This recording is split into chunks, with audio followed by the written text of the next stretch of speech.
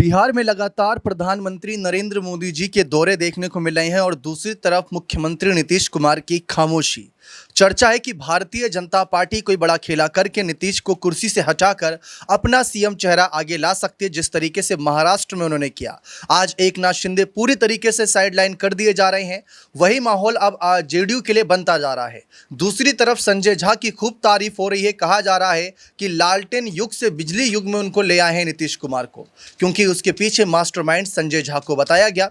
और दूसरी तरफ तेज प्रताप यादव जो है वो नीतीश कुमार से इस्तीफे की मांग कर रहे हैं। कन्हैया कुमार कह रहे हैं कुर्सी छीन लो इनसे। ऐसे कई सारे नारे जो हैं गढ़े जा रहे हैं महागठबंधन के नेताओं द्वारा।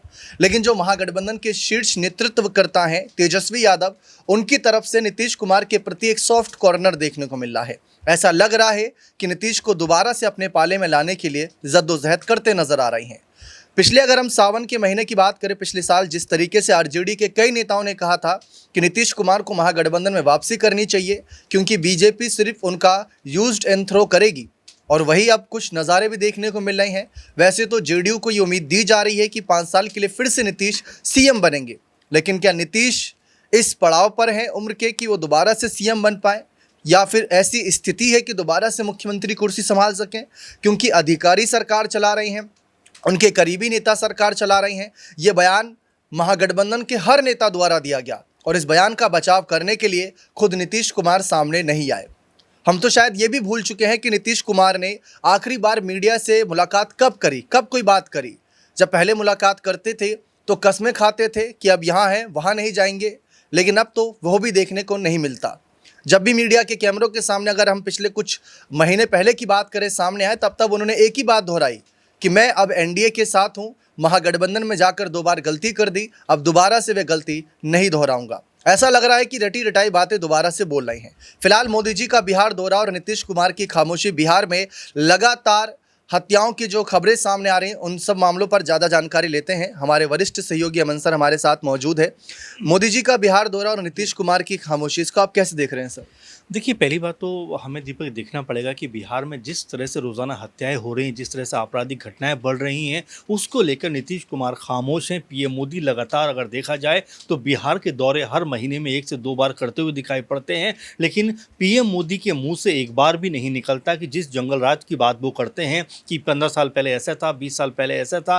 लेकिन मौजूदा वक्त में देखा जाए तो लगातार हत्याएं हो रही हैं, गंभीर मामले सामने। आप देखिए किस तरह पारस अस्पताल के अंदर घुसकर जो है चंदन मिश्रा का कत्ल हो जाता है। इससे पहले हमने चाहे खेमका की बात करें या और तमाम बिजनेसमैन की बात करें, खुलेआम और बेधड़क होकर जिस तरह से अपराधी आपराधिक घटनाओं को अंजाम दे रहे हैं, वो अपने आप में सवालों के घेरे में। और आपके सवाल पे आऊँ उससे पहले, चिराग पासवान जिस तरह से अपनी सरकार के खिलाफ मुखर होते हुए दिखाई पड़ते हैं और ये कहते हुए नजर आ रहे हैं कि बदकिस्मती से मैं भी उस सरकार का हिस्सा हूं जिस सरकार में रोज़ाना हत्याएं बिहार के अंदर होती हुई दिखाई पड़ रही हैं। आज भी उन्होंने जिस तरह से कहा है, बिहार पुलिस ने किसानों को लेकर जिस तरह का बयान दिया था उसकी आलोचना करते हुए कहते हैं कि इस तरह का बयान जो है बेहद गैर जिम्मेदाराना, जहाँ पर अन्नदाता को इस तरह के आरोप जो है पुलिस लगाती हुई दिखाई पड़ती है। तो आप कि किस तरह से बिहार के अंदर जो एनडीए के लोग हैं, एनडीए के सहयोगी दल अब आपस में ही कहीं ना कहीं सिर फुटबल वाली स्थिति बनती हुई दिखाई पड़ रही। क्योंकि देखिए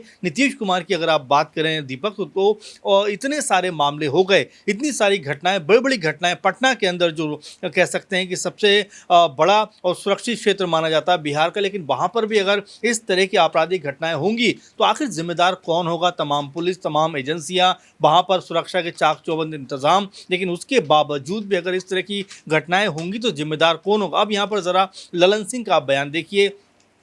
ललन सिंह कहते हैं कि भाई अगर 2 लोगों में आपस में कोई रंजिशन कह सकते हैं कि आपस में लड़ाई हो जाए या कोई कत्ल भी हो जाए तो उसके लिए सरकार जिम्मेदार नहीं है, क्योंकि ये क्राइम में नहीं आता। अब ज़रा सोचिए, एक कह सकते हैं सरकार में अहम हिस्सा है, केंद्र में भी मजबूत कह सकते हैं कि उनकी भूमिका है, लेकिन उसके बावजूद इस तरह का बचकाना बयान देकर कहीं ना कहीं वो चीज़ों को डाइवर्ट करना चाहते हैं। लेकिन यहाँ पर चिराग पासवान ने जिस तरह से जो बात सामने रखी उससे ये नज़र आता है कि चिराग पासवान काफ़ी नाराज़ हैं, खफा हैं। और आज जब पीएम मोदी बिहार पहुंच रहे हैं, मोतिहारी पहुंच रहे हैं, और इसमें कहा जा रहा है कि बहुत ज़्यादा कह सकते हैं योजनाओं का भी यहाँ से वो शुभारंभ करने वाले हैं, उनको हरी झंडी दिखाने वाले। लेकिन मसला ये खड़ा हो जाता है कि जिस जंगल राज की बात बीजेपी के तमाम नेता करते हुए नजर आते हैं, चाहे सम्राट चौधरी का जिक्र करें या नीतीश कुमार का जिक्र करें या और तमाम लोगों का जिक्र करें, लेकिन जब उनकी सरकार में इस तरह से आपराधिक घटनाएं बढ़ रही तो आखिर खामोशी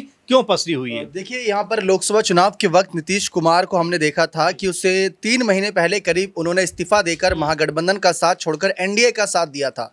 बहुत से लोगों ने यही कहा था कि आप सीएम हैं, वहां जाकर क्या आप पीएम बन जाएंगे, क्योंकि महागठबंधन के साथ रहते तो आप पीएम बन सकते थे। यही बयान अखिलेश यादव ने हाल में दिया। लेकिन नीतीश कुमार ने वहां जाकर ऐसा क्या पाया जो आज सवालों के कटघरे में। दूसरी तरफ यह भी माना जा रहा है कि अब विधानसभा चुनाव में 3 से 4 महीने का वक्त बचा है। हाल ही में तेजस्वी ने कहा था कि नीतीश कुमार को जैसे उनका कार्यकाल पूरा होगा, मोदी जी बिहार में राष्ट्रपति शासन लगवा देंगे, फिर उसके बाद अपने हाथ में सारी स्थिति ले लेंगे, फिर स्थिति को ध्यान में रखते हुए माहौल बनाएंगे, फिर चुनाव करवाएंगे जिससे बीजेपी को ज्यादा से ज्यादा सीटें मिले, जैसा कि हमने महाराष्ट्र में देखा था। महाराष्ट्र में भी कुछ ऐसी स्थिति बनती, लेकिन एकनाथ शिंदे साथ आ गए थे। तो वही बात अब बिहार के राजनीतिक घटनाक्रम के नजरिए से है। लगातार देखिए, मोदी जी का बिहार आना हो रहा है, नीतीश कुमार खामोश है, तो सबको पता है। लेकिन ऐसे में महागठबंधन की स्थिति को आप कैसे देख रहे हैं, क्योंकि नेता प्रतिपक्ष तेजस्वी यादव के बयान क्या उतना असर डाल रहे हैं इन सब माहौल पर? देखिए, जाहिर बात है, क्योंकि जिस तरह से तेजस्वी यादव ये बात कहते हुए दिखाई पड़ते हैं कि बीजेपी जेडीयू लगातार 20 साल पहले का जिक्र करती है, 15 साल पहले का जिक्र करती है, जब लालू यादव मुख्यमंत्री हुआ करते थे। एक तरीके से आरजेडी की सरकार बिहार में हुआ करती थी। कहते हैं कि भाई वो जंगल राज था। लेकिन अब अगर देखा जाए तो रोज़ाना कत्लेआम बिहार के अंदर होता हुआ दिखाई पड़ता है। बड़े बड़े नामों को जिस तरह से बेखौफ होकर अपराधी गोली से उनकी जान ले रहे हैं, तो ये जवाबदेही किसकी है? क्या मुख्यमंत्री को इसके ऊपर नहीं बोलना चाहिए? बड़ा और कह सकते हैं कि अहम सवाल बिहार के अंदर ये बनता हुआ दिखाई पड़ रहा है, क्योंकि नीतीश कुमार की खामोशी दीपक बहुत सारे सवाल पैदा करती हुई दिखाई पड़ रही है। और ये भी मान के चला जा रहा है कि क्या ये जो पूरा घटनाक्रम हो रहा है, क्या इसमें नीतीश कुमार की जो छवि कह सकते हैं कि एक मुख्यमंत्री के तौर पर कहीं ना कहीं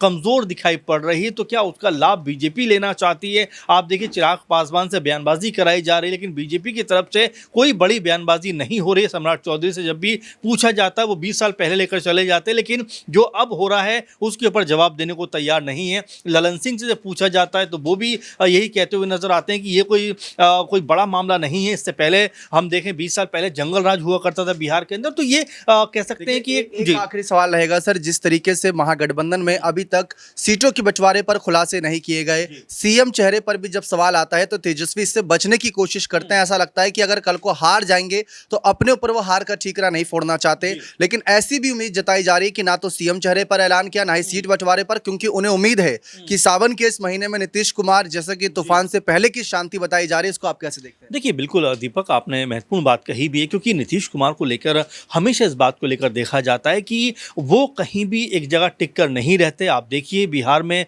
20 साल वो मुख्यमंत्री के तौर पर उन्होंने बिता लिए, लेकिन इन 20 सालों में कभी आरजेडी खेमा के साथ वो चले जाते हैं, कभी बीजेपी के साथ चले जाते हैं, कभी कहते हैं कुंडी लग गई, अब कभी नहीं जाएंगे, फिर चले जाते हैं। तो ये नीतीश कुमार का एक तरीके से व्यवहार रहा है, नेचर रहा है। लेकिन अब क्या वाकई में जो आप सावन का जिक्र कर रहे हैं, और यहाँ पर क्या कोई बड़ी उलटफेर बिहार की राजनीति में देखने को मिल सकती है? क्या यहाँ से ये मानकर चला जाए कि नीतीश कुमार जो है, जिनकी खामोशी कहीं नजर आती है पूरे मामले को देखते हुए, क्या आरजेडी की तरफ उनका रुख रह सकता है? और अगर ऐसा होता है तो क्या बीजेपी के लिए बहुत मुश्किल हो जाएगा? क्योंकि प्रशांत किशोर ने कुछ दिनों पहले एक बड़ी बात कही थी कि पीएम मोदी के नाम पर आप दिल्ली में चुनाव जीत जाते हो, हरियाणा में चुनाव जीत जाते हो, तो आखिर बिहार में बीजेपी अकेले दम पर चुनाव लड़ने की हिम्मत क्यों नहीं कर पा रही?